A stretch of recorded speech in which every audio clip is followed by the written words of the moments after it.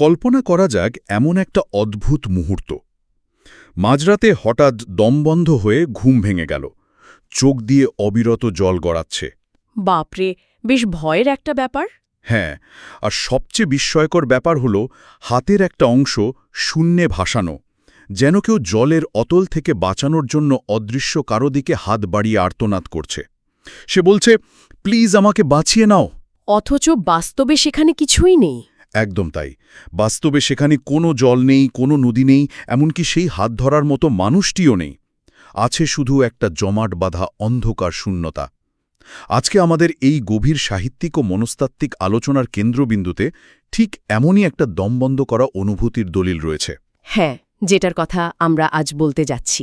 উৎস হিসেবে আমাদের সামনে থাকা এই টেক্সট বা লেখাটির নাম বিষাদগ্রস্ত শূন্যতার মেঘময় শহর .pdf।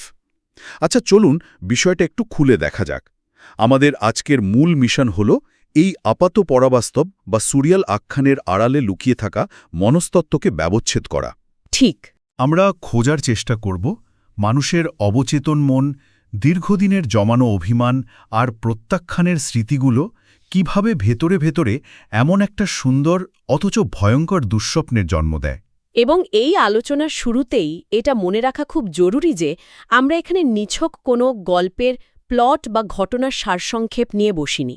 এই মেঘময় শহর আসলে মানুষের একাকিত্ব এবং অবচেতনের একটা আয়না। হ্যাঁ, মানে এটা তো শুধু একটা সাধারণ ভৌতিক গল্প না। একদমই না। মানুষের মস্তিষ্ক যখন কোনো গভীর মানসিক আঘাত বা ট্রমাকে সরাসরি গ্রহণ করতে পারে না, তখন সে কিভাবে স্বপ্নের ভেতরে রূপকের আশ্রয় নিয়ে সেই আঘাতকে প্রসেস করার চেষ্টা করে, এই উৎসবটি তারই একটা চমৎকার মনস্তাত্ত্বিক কেস স্টাডি বলা যায়। ঠিক। আর এই কেস স্টাডির শুরুতেই আমরা এমন একটা প্রেক্ষাপট দেখতে পাই যা একই সাথে ভীষণ শান্ত, আবার ভেতরে ভেতরে প্রবল অস্থির। আখ্যানের শুরুটা হচ্ছে একটা নদীর তীরে, যেখানে কথক আর নীলা দেখা করতে এসেছে। কথক এবং নীলা নামে দুটি চরিত্র, যাদের মধ্যে একটা দীর্ঘদিনের জমাট বাঁধা অভিমানের প্রাচীর ছিল। সেই প্রাচীর ভেঙে তারা সেখানে দেখা করতে এসছে। চারপাশটা ভীষণ নির্জন, কিন্তু নদীটা একেবারে যৌবনে ভরপুর, যেটাকে তারা নবযৌবনা বলছে। হ্যাঁ, নবযৌবনা নদী, যার স্রোত এসে বারবার কথকের পায়ে ধাক্কা দিচ্ছে। এই দৃশ্যটা পড়ার সময় আমার মাথায় একটা চমৎকার উপমা কাজ করছিল।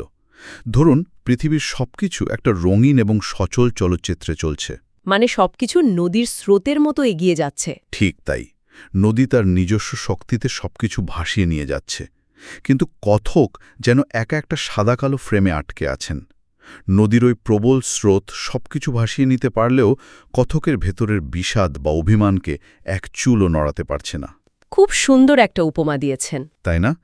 মেঘাচ্ছন্ন বিষাদগ্রস্ত একটা শহরের মতো কথকের এই যে ভেতরে ভেতরে অকেজো হয়ে পড়ার অনুভূতি, এমনকি নিজের স্বাভাবিক শব্দচয়ন ক্ষমতা পর্যন্ত দুর্বল হয়ে পড়া, এগুলো আসলে মনস্তাত্ত্বিক দিক থেকে কিসের ইঙ্গিত দেয়?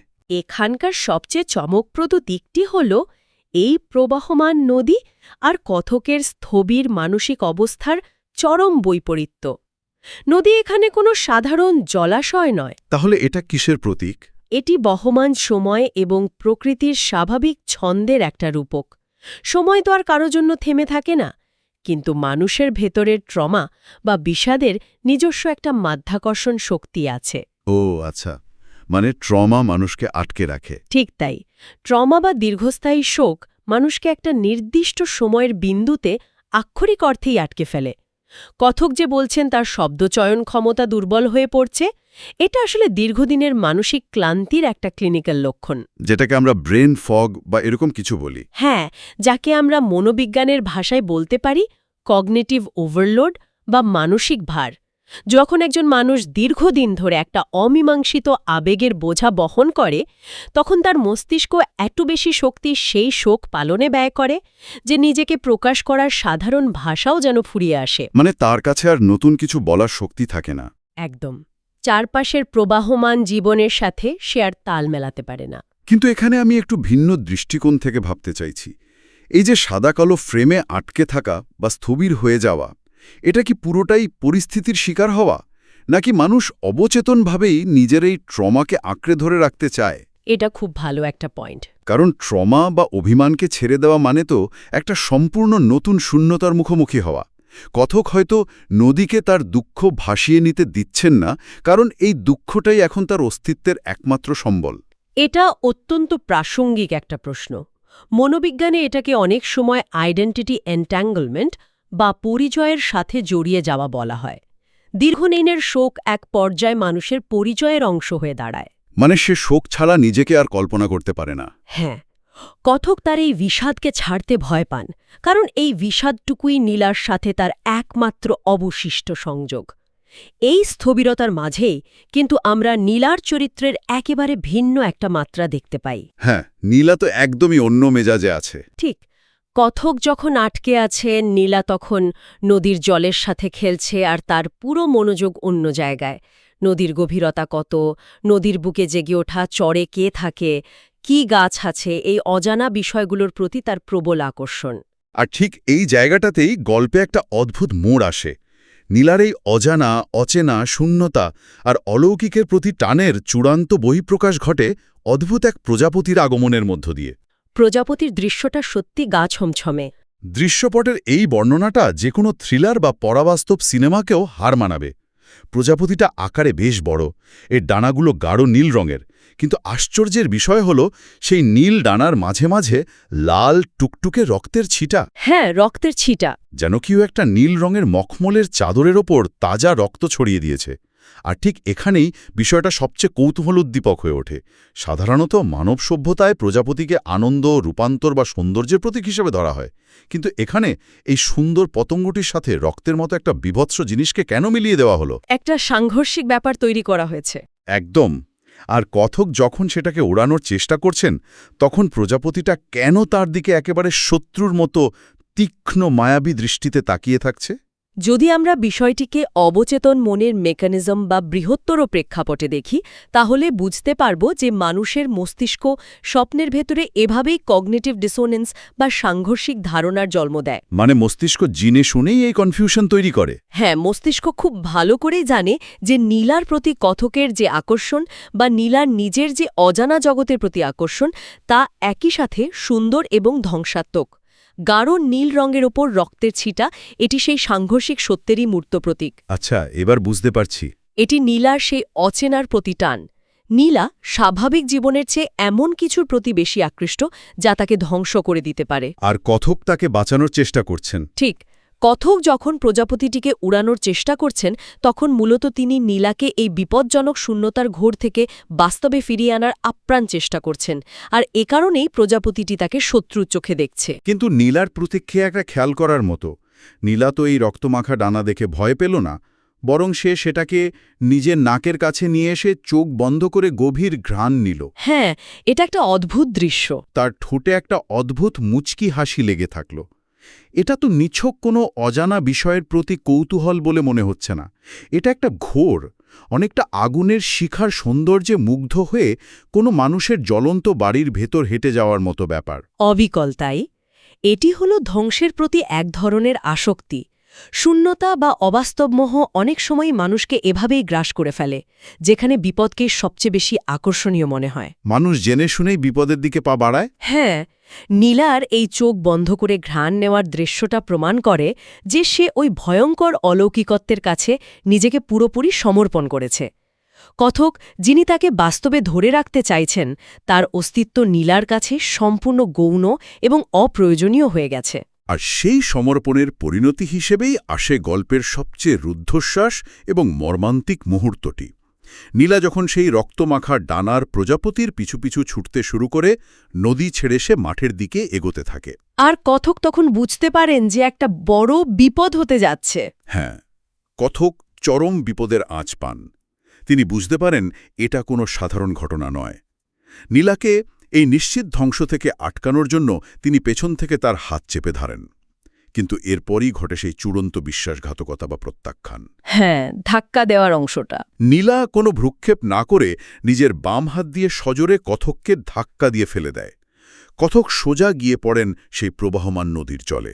এবং আমরা জানি যে এই নদীর স্রোত প্রবল, আর কথক সাঁতার জানেন না। ঠিক, কথক প্রবল স্রোতে তলিয়ে যেতে থাকেন। তিনি আপ্রাণ বাঁচার চেষ্টা করছেন, বারবার চিৎকার করে নীলাকে ডাকছেন, কিন্তু নীলার সেদিকে বিন্দুমাত্র ভ্রুক্ষেপ নেই। সে তখনও ওই প্রজাপতির পেছনেই ছুটছে। মানুষের জীবনের সবচেয়ে কাছের কেউ যখন চোখের সামনে অন্য কিছুর মোহে মেতে থাকে আর তারই ধাক্কায় অপরজনকে মৃত্যুর দিকে এগিয়ে যেতে হয়, এই অসহায়ত্বের কোনো তুলনাই হয় না।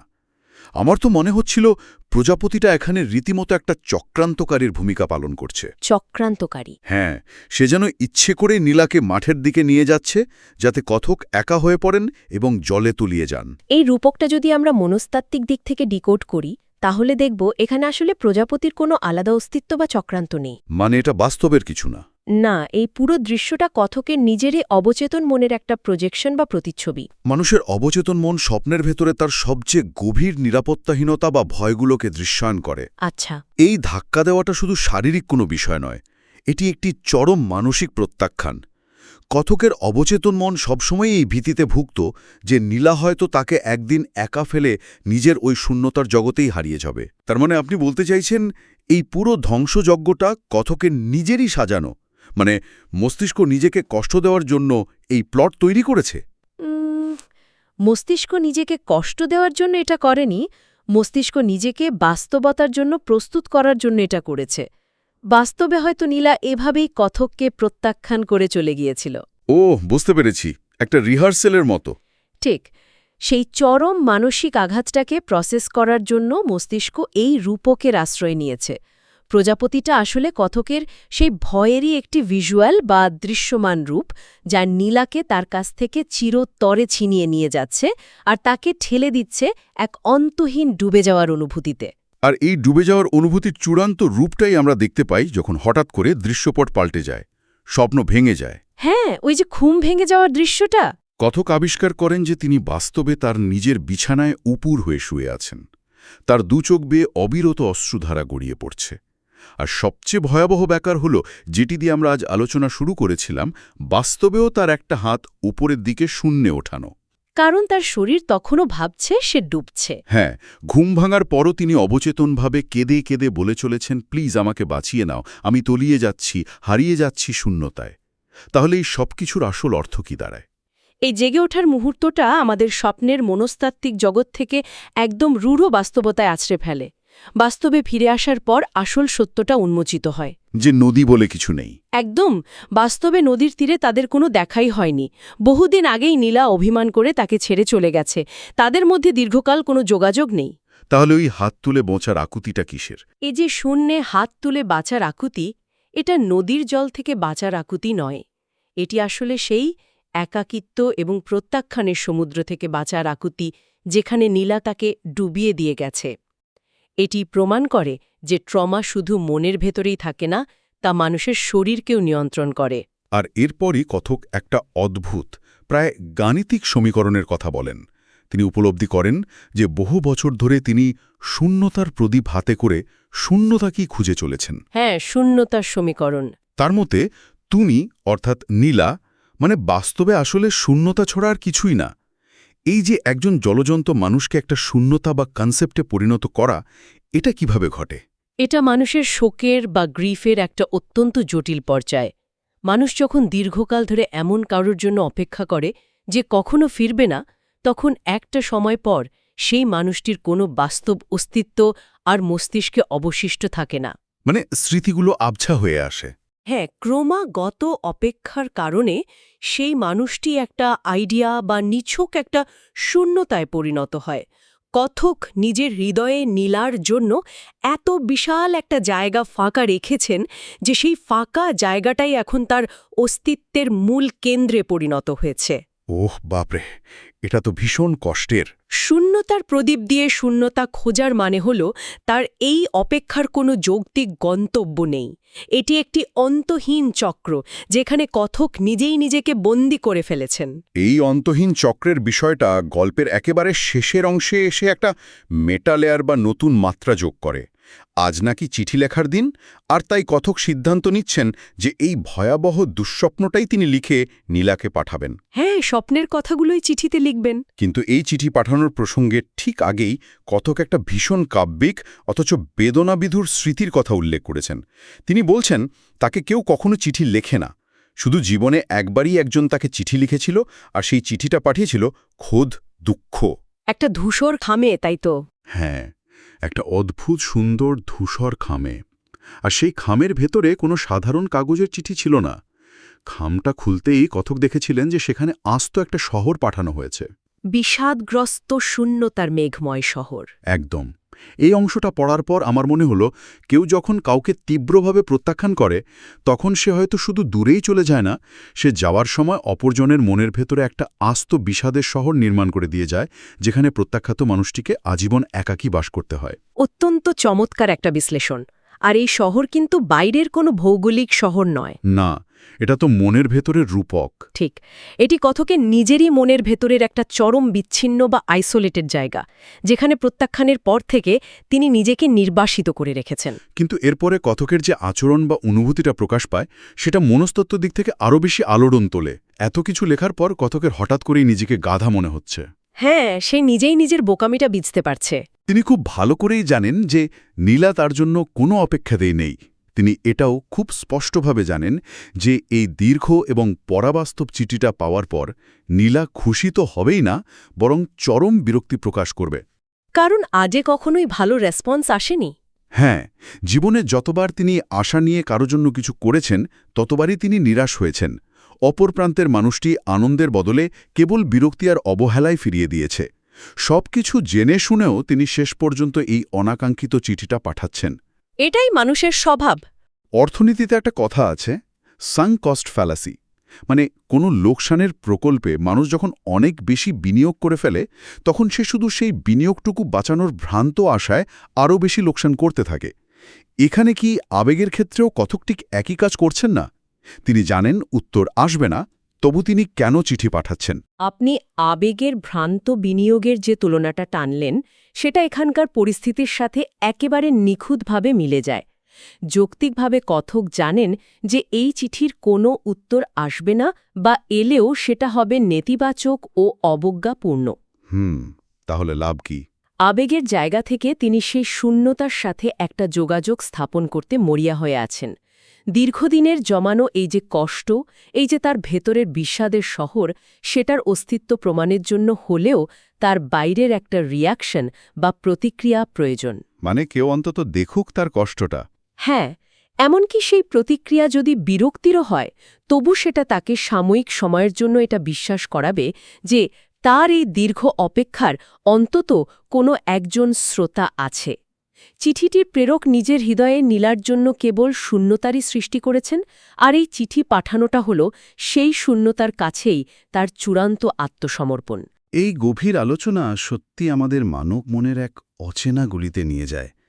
এটি আমাদের মনে করিয়ে দেয় যে আমরা আমাদের জীবনে প্রায়শই এমন কিছুর পেছনে বা এমন মানুষের পেছনে ছুটি, যারা শেষ পর্যন্ত আমাদের কেবল একটা অন্তহীন শূন্যতাই উপহার দেয়। একদম ঠিক কথা। ঠিক যেমন গল্পের নীলা অন্ধের মতো ছুটেছিল ওই রক্তমাখা ডানার অশুভ প্রজাপতিটার পেছনে, আর কথক ছুটে চলেছেন এমন এক নীলার পেছনে যার বাস্তব কোনো অস্তিত্বই আর অবশিষ্ট নেই। দুজনের ছুটে চলার গন্তব্যই কিন্তু শেষ পর্যন্ত সেই একই এক অতল শূন্যতা। এবং এই ছুটে চলার মধ্যে একটা অদ্ভুত অন্ধত্ব কাজ করে, যা মানুষকে তার চারপাশের বাস্তবতা থেকে পুরোপুরি বিচ্ছিন্ন করে দেয়। আমরা যখন কোনো গভীর মোহে বা দীর্ঘস্থায়ী শোকে আবদ্ধ থাকি, তখন চারপাশের প্রবাহমান জীবনকে, এমনকি আমাদের ভালোবাসার মানুষগুলোর বাঁচার আকুতিকেও আমরা অনেক সময় ওই নীলার মতোই অবজ্ঞা করে ফেলি। হ্যাঁ, নিজের অজান্তেই আমরা অন্যকে কষ্ট দিয়ে ফেলি। এই উৎসটি অত্যন্ত সুনিপুণভাবে দেখিয়েছে কিভাবে প্রত্যাখ্যান শুধু একটা ঘটনা নয়, বরং এটি একটি সাইকোলজিক্যাল চেইন রিয়াকশন, যা একটা মানুষের পুরো জগৎকে মেঘাচ্ছন্ন করে দিতে পারে। আজকের এই দীর্ঘ বিশ্লেষণ শেষে এই পুরো আখ্যান থেকে আমার মনে একটা প্রশ্ন থেকেই যাচ্ছে, যা হয়তো আমাদের সবারই নিজের ভেতর একবার তুলিয়ে দেখা উচিত। কি প্রশ্ন সেটা? যখন কেউ সব কিছু জেনে, সব নেতিবাচক পরিণতি বুঝে এমন একটি অনাকাঙ্ক্ষিত চিঠি পাঠায়, তখন কি সে আসলেই অপর প্রান্তের মানুষের কোনো উত্তরের আশায় সেটা পাঠায়? আচ্ছা, নাকি এই চিঠিটা পাঠানোর মাধ্যমে সে আসলে নিজের ভেতরেই তিলতিল করে গড়ে ওঠা সেই বিষাদগ্রস্ত শূন্যতার মেঘময় শহর থেকে এক টুকরো মুক্তি খোঁজে? এই শূন্যতার কি আসলেই কোনো শেষ আছে, নাকি আমরা নিজেরাই এর প্রদীপ জ্বালিয়ে একে অনন্তকাল বাঁচিয়ে রাখি? এই প্রশ্নটার উত্তর হয়তো ওই ধূসর খামের ভেতরেই কোথাও লুকানো আছে।